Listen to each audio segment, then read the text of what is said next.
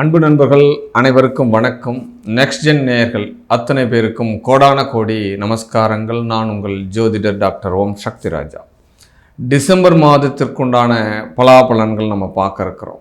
December மாதம் அப்படின்னாலே எல்லாருக்குமே ஒரு மரண பீதிகள் உண்டு. ஏன்னா ஒவ்வொரு வருடமுமே நம்ம டிசம்பர் மாதத்தில் தான் பேரிழப்புகளை இழந்து கொண்டிருக்கின்றோம். அப்படிப்பட்ட மாதம் ஏன் இந்த மாதிரிலாம் நடக்குது அப்படின்ற மாதிரி காலச்சூழலில் நம்ம ஒவ்வொருத்தரும் கேட்க வேண்டிய கேள்விகள் தான் இது. பட் இயற்கை அப்படின்ற வரும்பொழுது, இயற்கை சீற்றங்கள் வரும்பொழுது, மனிதன் இயற்கையினுடைய தரத்தை மீறி செயல்படுவதால் இயற்கை ரொம்ப பாதகம் பண்ணத்தான் செய்கிறது. இதெல்லாம் விஷயம். இதை பேசுகிறதுக்கு பெரிய டாபிக் வேணும்.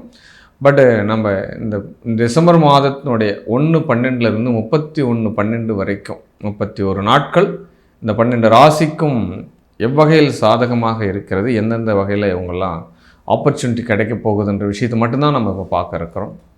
பட்டு ஒவ்வொரு ராசியும் ஒவ்வொரு மாதத்தினுடைய பலாபலன்களும் மாத கிரகங்களுடைய வரிசையில் நகர்வுகளை வச்சு தான் நம்ம பலன் சொல்லிகிட்டு இருக்கோம். இப்போ சூரிய பகவான், புதன் பகவான், சுக்கிர பகவான், இதுதான் கிருஷிலாக மந்த்லி டிஸ்டன்ஸ் கொடுத்துட்டே வரும்.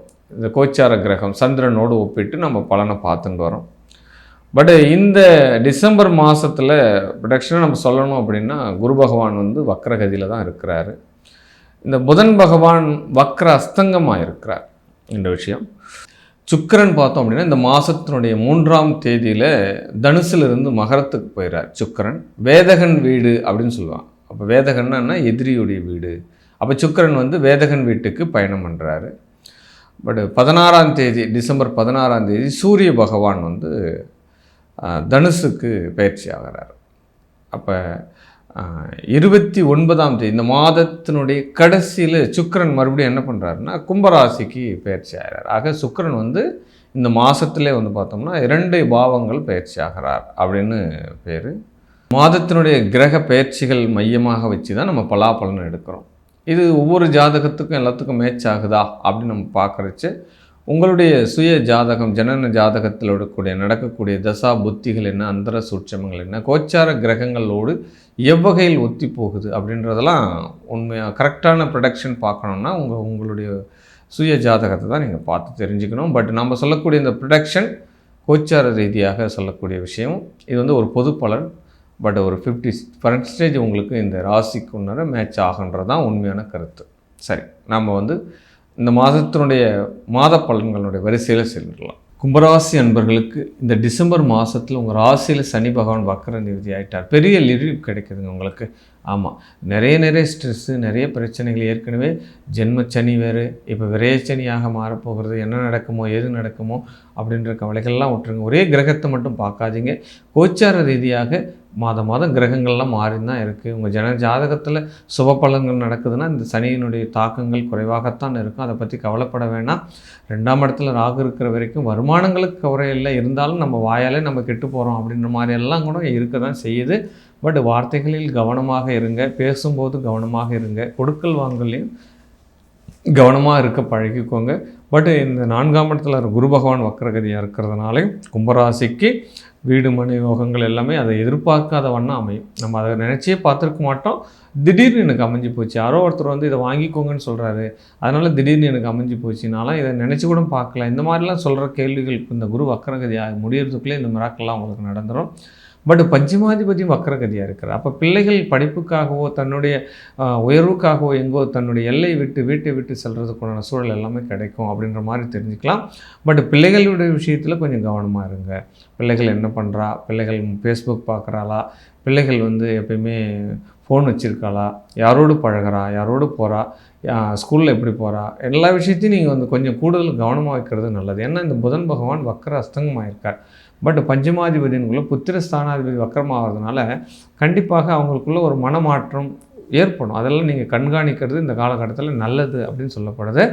பட் உத்தியோக மாற்றம் ஏற்படும். ஆமாம், இடைய மாற்றம். கும்பராசிக்கு உத்தியோகத்திலேருந்து இன்னொரு உத்தியோகம் போகிற மாதிரி சூழ்நிலைகள் இதெல்லாமே இந்த டிசம்பர் மாதத்தில் நடக்கிறதுக்குண்டான வாய்ப்புகள் உண்டு. பட் திருமண தடை நீங்கும் அப்படின்னு கூட விஷயம் சொல்லலாம். ஏன்னா இங்கே விடுபட்ட திருமணங்கள் கூட இப்போ நடப்பதற்கு உண்டான சூழ்நிலைகள் கிடைக்கும். ஏற்கனவே பொண்ணு பார்த்துட்டு போனால், ஏற்கனவே மாப்பிள்ளோடு வந்து பார்த்து போனால், பதில் சொல்கிறேன்னு சொன்னால் சொல்லவே இல்லை. இந்த மாதிரியெல்லாம் திரும்பி போன, அதாவது ஏற்கனவே பார்த்துட்டு போன கலத்திரங்கள் மறுபடியும் வந்து ஓகே நம்ம திருமணம் பண்ணிக்கலாம் அப்படின்ற மாதிரி சூழல்கள்லாம் நடக்கும். பட் பிரிந்து போன காதல்கள் ஒன்று சேரும். இந்த 2 விஷயமும் பாயிண்டில் நீங்கள் எடுத்துக்கணும். பட் ஏற்கனவே ஒரு பிரேக்கப் ஆகிருக்கு அப்படின்னா மறுபடியும் வந்து பரவாயில்ல, நான் தான் தப்பு பண்ணிட்டேன், நான் பேசியிருக்கக்கூடாதுன்னு ஸோ சமாதானத்துக்கு வரதுக்குண்டான சூழ்நிலை.